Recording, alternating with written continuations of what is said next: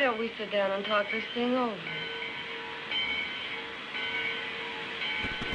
The 1960s were a decade of bold filmmaking, but some of them pushed the envelope way too far.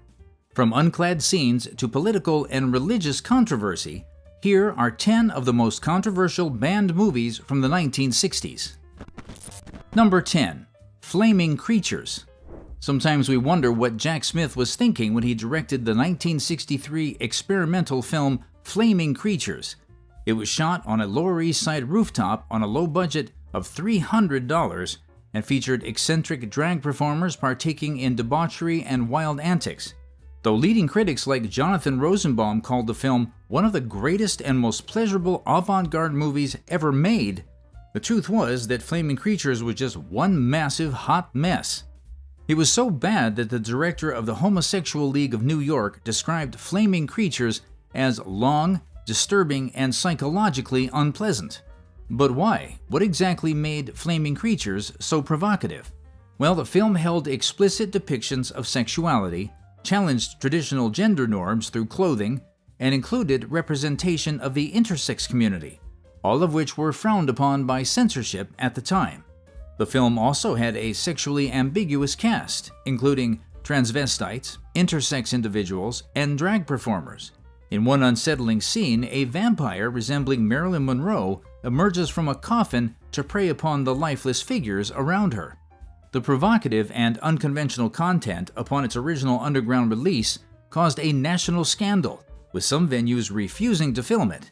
It was later banned in 22 states and in 4 countries.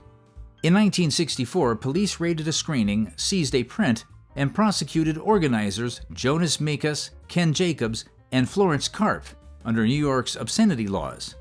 Years later, Judge Abe Fortas, who supported overturning the convictions, faced scrutiny during his Chief Justice nomination. Eventually, the film faded from circulation. Interestingly, Jonas Mekas, who faced charges for screening Flaming Creatures in 1964, publicly berated his conviction by emphasizing his belief that it was an artist's responsibility to present meaningful, contemporary works to the public. He criticized obscenity laws as both absurd and oppressive, arguing that all forms of artistic expression should be accessible and never equated with criminal activity. For him, challenging unjust laws was a fundamental duty of any artist. In any case, Flaming Creatures ironically stands as Smith's most recognized work and his final completed film. He continued to pursue filmmaking, but none of his later projects reached a definitive completion. Smith often expressed frustration over the fame and infamy the film brought him, and frequently incorporated his dispute with Mekas over its distribution into his performance art. A restoration was undertaken to preserve the film after Smith's death. Think Flaming Creatures was crazy, though? Wait till you see the film at number 9. Apart from being one of the more iconic 1960s films, its legacy was so groundbreaking that it shattered one of the biggest codes of the industry. God would pay me to photograph them. I'll pay you. I have a charge. There are other things I want on the reel. Number 9. Blow Up. Like an unyielding sheriff, the Motion Picture Production Code, better known as the Hays Code, governed the content of most major Hollywood films from 1934 to 1968. It outlined strict self-censorship rules on what was deemed appropriate for American viewers and served out heavy punishments to those who broke the law. However, Michelangelo Antonioni's 1966 psychological mystery Blow Up almost single-handedly dismantled the entire system. Set against the backdrop of swinging London's vibrant mob subculture, the film revolves around Thomas, a fashion photographer who believes he has accidentally photographed a murder while taking pictures in a park. The film was well done, very engaging, and got a lot of appraisal from viewers and critics alike. But it was the film's numerous scenes of nudity and sexual activity that caught the eyes of the code's strict prohibition of such content. Blow Up won the prestigious Palme d'Or at the 1967 Cannes Film Festival, but its release in the US the previous year had a lasting impact on the film industry. Produced by MGM, the company anticipated resistance from the Motion Picture Association's production code and was unable to secure approval. After facing criticism from the National Legion of Decency, MGM released the film through its subsidiary, Premier Productions. This allowed it to be shown in theaters across North America without adhering to the restrictions of censorship. The enforcement of the Hays Code waned significantly after that, and by 1968, it was replaced by the MPAA film rating system, which evaluated movies based on content and audience suitability. However, it might not have been so were it not for Antonioni's fearless exploration in his film and MGM's courageous decision to release the film in North America without MPAA approval. By embracing themes of liberation, Antonioni's work opened the door for filmmakers to explore their subjects freely, thus breaking the barriers of censorship. The icing on the cake was that Blow Up was very successful. Apart from freeing Hollywood from its puritanical restrictions, the film earned $5.9 million in 1967 in the United States and Canada. Adjust that to today's economy, and we're talking about an excess of $41.2 million. Up next, though, is a complete train wreck. Number 8. Wild Angels. If someone in Britain claimed to have seen Wild Angels upon its release in 1966, then they were likely stretching the truth, as the film was banned by censors at the time. Blow Up might have largely blown away the Hays Code in the late 1960s, but there was plenty more where that came from. Global censorship was a pretty big challenge for studios in the 1960s, especially as the rules weren't cut in stone. They differed based on the country's moral compass, which was so often inconsistent. Nudity was the major villain at the start of the 1960s, but violence and drugs had largely taken over by the end. Enter the 1966 outlaw biker film Wild Angels, produced and directed by Roger Corman. It was the first film to link actor Peter Fonda to Harley-Davidson motorcycles and the 1960s counterculture, eventually inspiring the biker film genre that persisted into the early 1970s. But it was far from perfect. The members of Blues Gang are portrayed as violent criminals, with one unsettling scene depicting one of the thugs attempting to assault a nurse. Much of what went on in the film was disturbing and off-putting, which was likely to be the reaction of most viewers. But there were fears that the plot might resonate with some teenagers who see it as a symbol of rebellion or protest. Adding to the intrigue was the fact that Bosley Crowther from the New York Times described the film as a harsh portrayal of a California motorcycle gang and their violent actions. He called it an embarrassing, brutal depiction of their reckless behavior, including drinking, fighting, drug use, and raunchy violence. It's easy to say that Corman took a lot of risks when producing this movie, but it surprisingly paid a lot of dividends commercially. The Wild Angels earned $7 million in theatrical rentals in the United States and Canada, making it the highest-grossing low-budget film at the time. Yet it had trouble with censors in many countries due to its Nazi swastikas and other iconography. The U.S. State Department also tried to prevent the film from being showed in Venice, Italy, because it did not show America the way it is. Opinions about the 1966 film still sway to this day, but one thing is for sure. They could have toned down a lot of the provocative scenes in the show. But hey, that's just our thoughts. If you've seen the movie before, feel free to share your thoughts in the comments below. Coming next is the first Hollywood film of the sound era to feature unclad scenes by a mainstream star. Can you guess what it is? Yeah, well, I'll tell you one thing. I'm not going to have any children. I should hope not. You're not even married. Number 7. Promises, Promises. There was a time when unclad pictures were prohibited in films, but that all changed rather suddenly. Released just before the MPAA film rating system came into effect in 1968, and at the tail end of the production code era, who was better to embody this newfound freedom than Jane Mansfield, a woman voted one of the top 10 box office attractions by theater owners in 1963. Yes, you heard right. In Promises, Promises, Mansfield took off her clothes.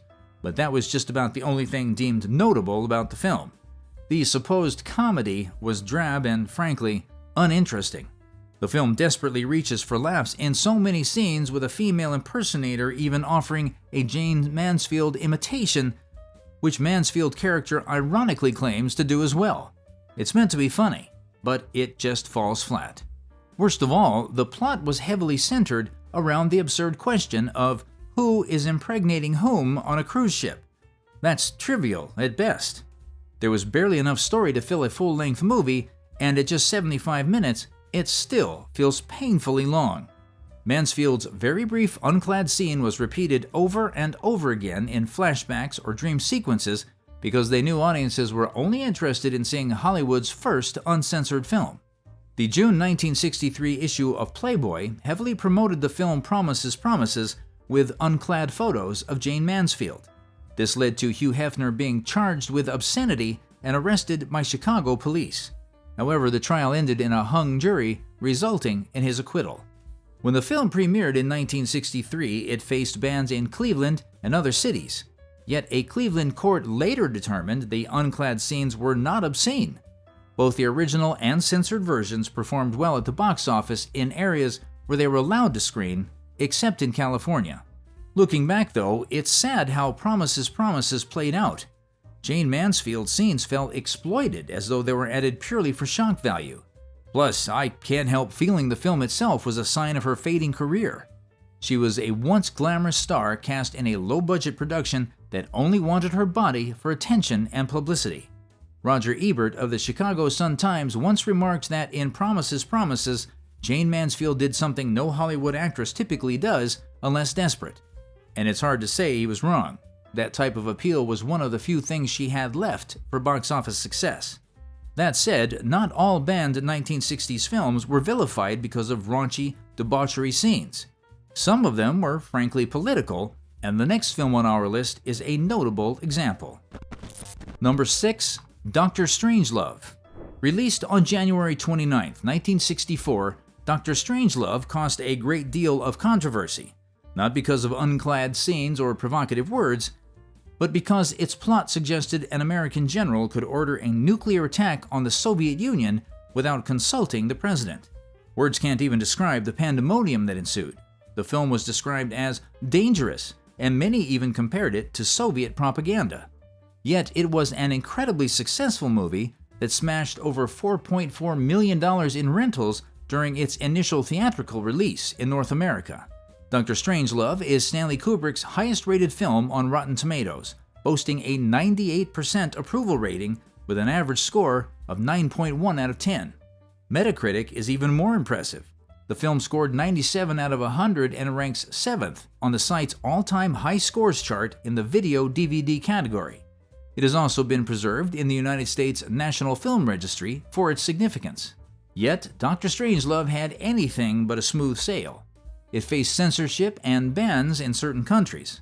One notable case was Spain, where the film was banned during Francisco Franco's regime, a man known for having strict control over media, and any content mocking military institutions or political authority was considered unacceptable. Dr. Strangelove's satirical take on war and political leadership clashed with the authoritarian government's values and censorship policies, and thus had to be banned. Want to know the crazy part, though? Years after Kubrick's depiction of General Jack D. Ripper launching a nuclear strike to deter communist influence, it was revealed that American military officers once had the power to start a Third World War on their own. Though stricter safeguards are now in place to prevent such a crazy turn of events, the risk of an accidental or unauthorized nuclear launch still exists. So wouldn't you say Dr. Strangelove was right all along? Number 5. Veridiana. Ever wondered what happens when you make a film about a nun set to take her final visit to her widowed uncle at the urging of her mother superior? Well, you get Veridiana, co-winner of the Palme d'Or at the 1961 Cannes Film Festival and named the best Spanish film of all time in a poll organized by Spanish Film Magazine. The flip side? A banned hit in Spain denounced by the Holy See for its criticism of the Catholic Church. It was so controversial that all of its prints were destroyed as per the orders of the Spanish autocrat Francisco Franco. Though Veridiana is now hailed as a masterpiece by many critics, it sparked significant controversy upon its release. Submitted by Spanish authorities to the 1961 Cannes Film Festival, it won the prestigious Palme d'Or alongside Henri Colpi's The Long Absence. However, the Vatican's official newspaper, L'Osservatore Romano, condemned the film as blasphemous, leading Francisco Franco's government to ban it in Spain. Adding to the intrigue, executive producer Pete Portobello revealed that Spanish authorities attempted to destroy the original negative of Veridiana, but that it only survived thanks to a foreign company handling post-production. The film remained banned in Spain until 1977, 2 years after Francisco Franco's death, when Luis Buñuel was 77. Interestingly, Buñuel himself stated he hadn't intentionally aimed to be blasphemous, but acknowledged that such judgments were better left to figures like Pope John XXIII. In any case, blasphemy wasn't the only issue surrounding the film. The Spanish censors rejected the original ending of Veridiana, where she enters Jorge's room and slowly closes the door behind her. A new ending was created, which some film historians argue is even more morally corrupt, though less explicit. This revised ending suggests a ménage à trois between Jorge, Ramona, and Veridiana, which, to be fair, kind of really buttresses the historian's point. However, there's no doubt that Veridiana has its name etched in stone. In 2012, the movie was ranked 37th in the British Film Institute's Sight and Sound Directors Poll and 110th in the Critics Poll. It went up to 52nd in the Directors Poll a decade later. People seem to really enjoy comedy drama, and there's no indication that it'll change anytime soon. Number 4. I Am Curious, Yellow. Would you believe if I told you this film was banned just hours after its release? Released in 1967, I Am Curious, Yellow, directed by Vilga Sjöman, is the first of a two-part series exploring Lena's journey to understand 1960s Sweden's social and political climate and her sexual identity. It featured some of the most explicit scenes ever shown on U.S. screens at the time and was seized by U.S. Customs in 1968. It wasn't until the following year that the film got cleared for an uncut screening, and even at that, it was seized by District Attorney Mike McKevitt just hours after its opening at the Vogue Art Theater in Denver, Colorado. The offense? A complaint by McKevitt to District Judge Edward J. Byrne that the film was obscene and filled with unclad scenes. Up to 49 seconds of the film were censored between 1970 and 1971 in Australia. Meanwhile, in the United Kingdom, John Trevelyan, Secretary of the British Board of Film Censors, cut 8 minutes from the film, reducing its runtime to 114 minutes. The initial reception of the film's re-release in 1969 was highly polarized. Vincent Canby of the New York Times praised it as a thoughtful and serious exploration of a society in transition, while Norman Mailer remarked that it left him feeling like a better person. On the other hand, critics like Rex Reed and Roger Ebert were harshly critical. Ebert dismissed the film as slow and uninteresting, while Reed called it vile and disgusting, accusing director Vilga Sjöman of having an unhealthy obsession with photographing intimate details. Don't take this to mean Yellow tanked at the box office, though. The film was a box office success, ranked as the 12th most popular movie in the US and Canada in 1969, and became the highest-grossing foreign-language film at the time, earning over $20 million. It also topped the US box office for 2 weeks in November 1969, partly due to its reputation as a must-see among celebrities. Before we go into the final 3 controversial films on our list, why don't you take a second or two to subscribe to the channel and hit the notification bell. It's free and would keep you in the loop for more fascinating Hollywood stories. Talk about a win-win situation. Alright, here goes number 3.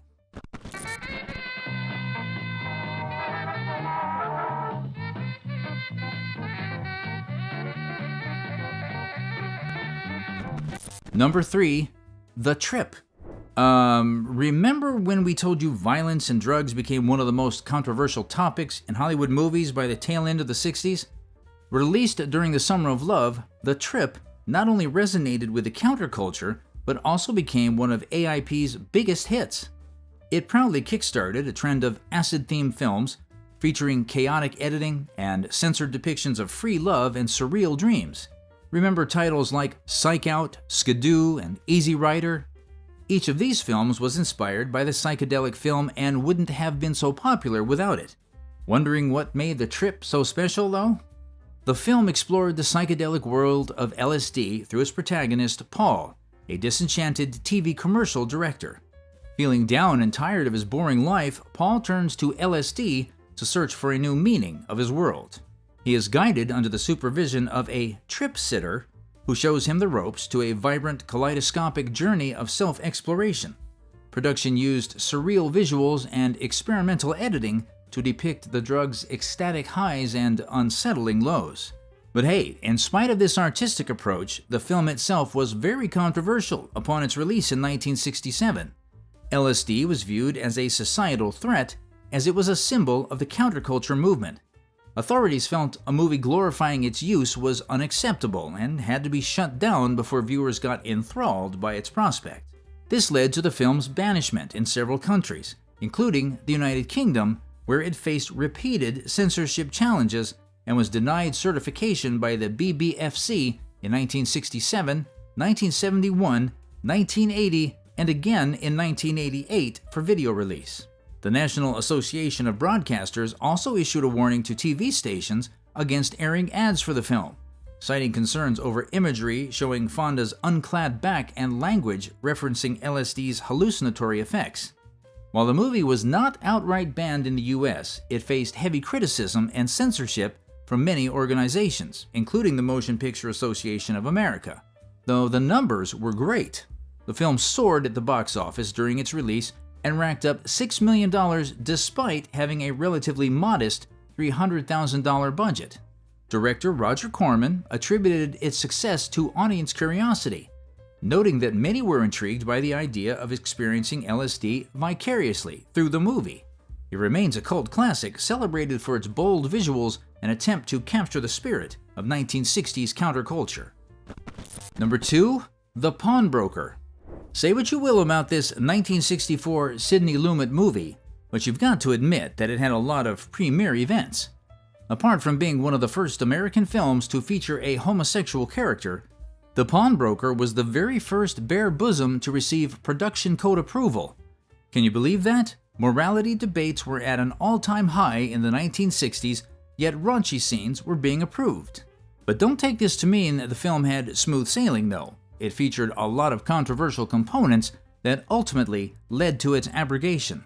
Though it never got an outright ban, the film, which tells the harrowing story of a Holocaust survivor grappling with trauma while running a pawn shop in Harlem, broke cinematic taboos by addressing topics like the Holocaust, racism, and sexuality in a frank and unflinching manner. Where do we even start? There were 2 scenes in the film that showed women without any shirts on, much to the chagrin of censors and morality supporters who were displeased with the production code's approval. The crazy part, guys, is that The Pawnbroker was originally denied approval under the code. Theaters in many regions had the right to refuse screening the movie, but the decision was repealed when United Artists, the film's distributor, appealed the decision. After heated debates, the MPAA eventually granted the film a seal of approval, marking the first time the code allowed nudity in a serious, non-exploitative context. But again, it was only a mere victory in one war. The film also faced heavy criticism and censorship in other countries outside of the United States for showing mature themes and provocative content. The only surprise here is that the film itself was critically acclaimed. Rod Steiger also earned an Academy Award nomination for his powerful performance. Fast forward to 2025, and the film remains an important work in American cinema, not just for its achievements, but for its role in pushing the boundaries of what could be depicted on screen. It's no surprise why The Pawnbroker was selected for preservation in the United States National Film Registry by the Library of Congress. Aesthetically significant. Can you guess what we've got next, though? Marcello, come here. Hurry up. Number 1. La Dolce Vita. Come on, guys, you didn't think we were going to wrap up today's video without talking about La Dolce Vita, did you? Released in Italy on the 5th of February 1960, La Dolce Vita is considered one of the most important films ever made and marks the first of many successful collaborations between director Federico Fellini and actor Marcello Mastroianni, who became a representation of the director's alter ego. In the film, Mastroianni plays a jaded journalist and gossip columnist frustrated by the emptiness of his work but too powerless to escape the temptations of nightlife, alcohol, casual relationships, and hedonistic pleasures.